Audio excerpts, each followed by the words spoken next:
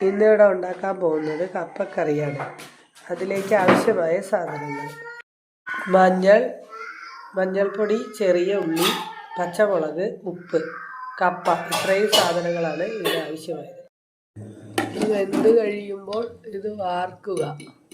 കപ്പ നല്ലപോലെ വെന്ത് കഴിയുമ്പോൾ അത് വാർക്കുക.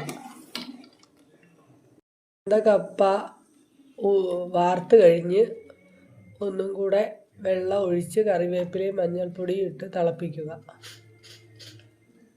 കഴിയുമ്പോൾ ഉപ്പും പച്ചമുളകും അരിഞ്ഞു വെച്ച ഉപ്പും പച്ചമുളകും ഇടുക. ഇത് നല്ലപോലെ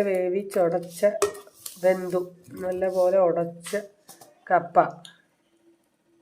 കടുകിട്ട് വറുത്തിടുകയാണ്. കടുകിട്ട് പൊട്ടിച്ച് ചെറിയ ഉള്ളി ഇട്ട് മൂപ്പിക്കണം.